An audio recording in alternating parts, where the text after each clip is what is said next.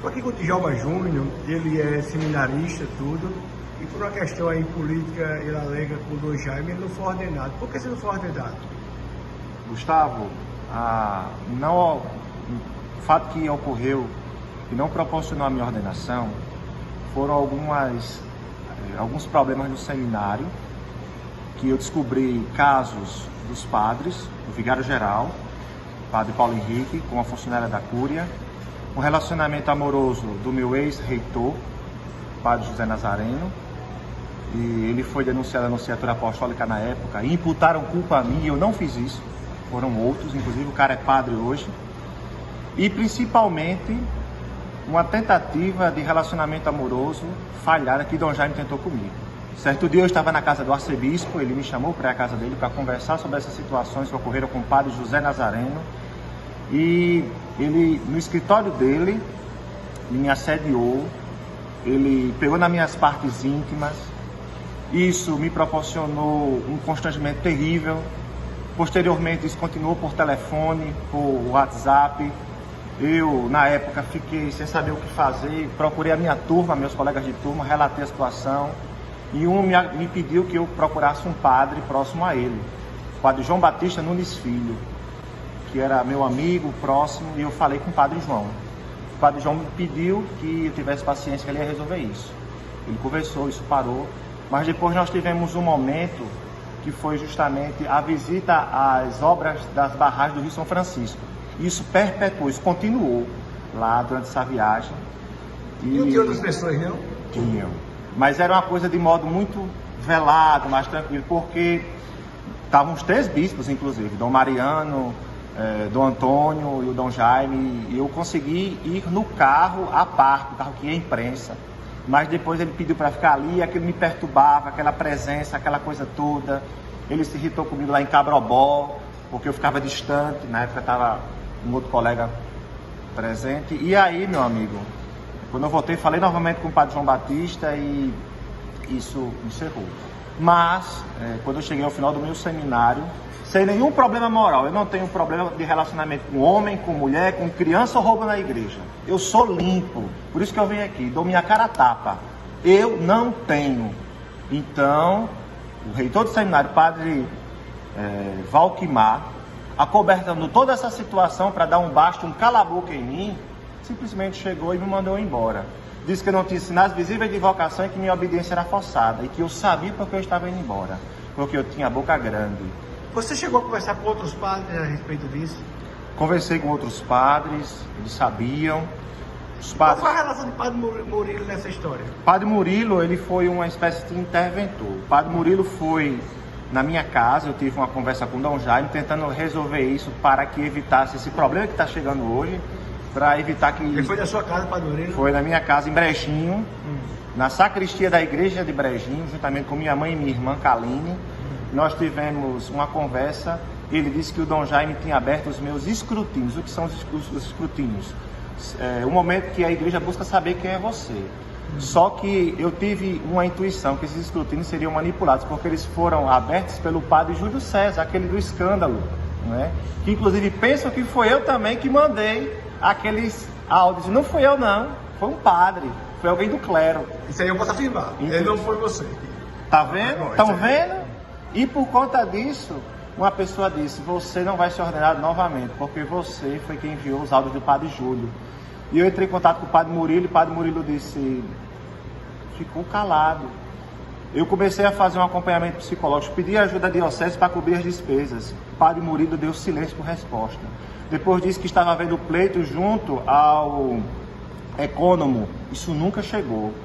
Hoje eu estou sendo acompanhado por uma psiquiatra, por uma psicóloga, por um psicólogo, graças a pessoas boas, leigos da igreja, fiéis, que me ajudaram e estão me ajudando. E que sabem da história desde o início, o sofrimento psicológico, a pressão que eu passei com meio a tudo isso. Então, Padre Murilo de Paiva, aquele que disse que ia tocar fogo na rádio, não sei o que mais lá, ele encerrou esse momento quando eu fui convidado para ir à Cúria, Na sexta-feira passada. Aí você foi convidado para ir à cúria e eu vi que você passou vários documentos para mim, e entre os documentos a cúria disse que você não vai ser mais ordenado. Não posso ser ordenado porque os escrutínios, escrutínios que o Padre Júlio estava à frente, porque Padre Júlio também me assediou na época do seminário, eu sofri assédio de Padre Júlio. Você sofreu assédio de quem mais? Olha, foi de Dom Jaime, Padre Bianor também, na porta da catedral, várias vezes, Padre Bianor Júnior. E isso tudo, para mim, a lembrança que eu levo dessa história triste. Você denúncia ao Núncio? Sim, às instâncias da igreja, porque... Você já fez? Não, ainda não. Tem um processo, tá... Não, você tem... Eu vi que você fez uma... Eu tenho 4 advogados comigo, 4 advogados. Inclusive, a Associação Cicatrizes da Fé está comigo para dar veracidade a tudo isso. Eu vim aqui não somente porque eu estou decepcionado, triste e frustrado, com a minha fé abalada e comprometida, mas porque eu creio que eu tenho um compromisso, além de tudo, com a verdade. Eu creio que eu tenho um compromisso, acima de tudo, com a verdade. Uma verdade que, como diz o Evangelho, conhecereis a verdade, ela vos libertará. O que é que você sente? Com relação a quê? Não de ter sido ordenado, de você ter estudado tanto tempo. Eu estudei 9 anos, Gustavo. Eu sou formado em filosofia, fiz teologia no seminário, tenho letras em espanhol e literaturas, fiz música no Instituto Valdemar de Almeida, sou pós-graduado e o que eu vejo de tudo isso, tanta dedicação à igreja, tanta dedicação, eu não tenho R$1 junto com dinheiro de igreja, porque eu nunca recebi dinheiro de igreja. A minha é profundamente tristeza. Uma tristeza profunda, porque Dom Jaime não me queria no altar, Dom Jaime me queria na cama dele, e eu não cedo a isso. Padre Valquimar foi conivente com tudo isso. Padre Paulo, que foi o grande pivô, a grande mente maligna de tudo isso também. Padre Paulo o quê? Paulo Henrique, vigário-geral da Arquidiocese, que tem um relacionamento amoroso com uma funcionária da Cúria, né? E o fato de ter imputado culpa a mim da situação com o Padre Nazareno. Não tive nada a ver com isso. E aí, qual é a situação do Padre Nazareno? O Padre Nazareno, ele teve um relacionamento amoroso que foi denunciado por um seminarista na época e um professor de seminário, a Nunciatura Apostólica, e a Nunciatura pediu o afastamento de Padre Nazareno, que por sua vez ocasionou a chegada do Padre José Valquimar no Seminário de São Pedro como seminário, como novo reitor. Você tem mais alguma coisa a dizer? Eu tenho alguma coisa a dizer, sim. Eu quero agradecer a todas as pessoas que me ajudaram, que deram apoio, que me acompanharam desde o início, pessoas de Pacifica, Campestre, minha cidade, minha família, que nunca duvidou do meu caráter, pessoas da minha cidade, o meu padre, Padre Edivaldo, e isso é muito triste. Eu não vou deixar essas coisas passarem em branco porque vocês são um bando de imorais. Eu quero pedir a vocês que contribuem com o seminário, que parem de ajudar aquela casa, porque aquilo é um prostíbulo com a marcada para rezar. Seus filhos, um prostíbulo com a marcada para rezar. Aquilo não é uma casa de oração, não. Só Deus sabe o que eu passei ali e o que eu passo hoje. Das lembranças que eu tive com aquilo, daquela casa, daquelas situações, desses padres, mas a Arquidiocese de Natal, ela tem padres bons também.